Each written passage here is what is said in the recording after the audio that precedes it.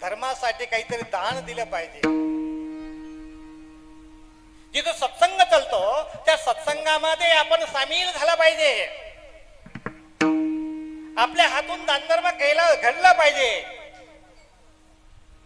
एक बार काय झालं माहितीये का?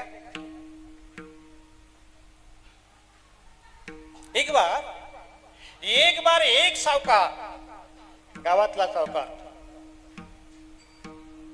खूप श्रीमंत माणूस, श्रीमंती भरपूर श्रीमंती आहे.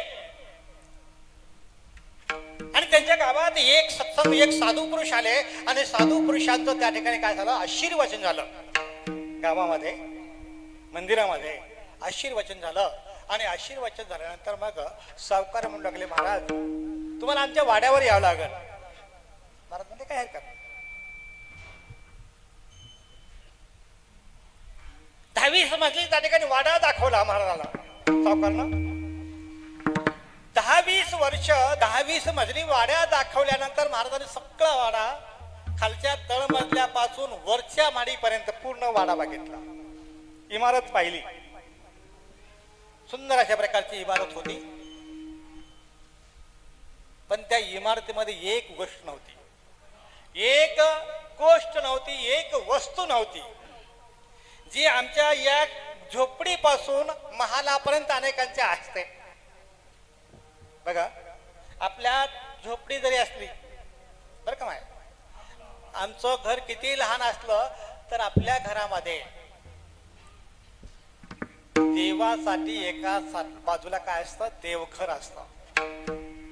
आमच्या काय असतं, झोपडीमध्ये सुद्धा काय असतं, देवघर असतं. परंतु सावकाराच्या 20 मजली इमारतीमध्ये एकही देवघर नव्हतं. मग महाराज आपल्या बैठकीमध्ये येऊन बसल्यानंतर सावकार विचारू लागले, म्हणले महाराज माझी इमारत कशी वाटली तुम्हाला, चांगली वाटली का?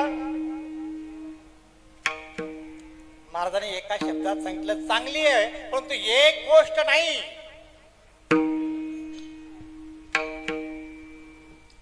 सावकार म्हणाले, एक गोष्ट काय नाही?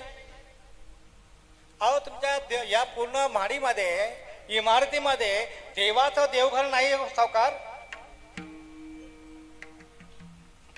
म्हणले महाराज तुम्हाला काही येड बीड लागलं काय? म्हणले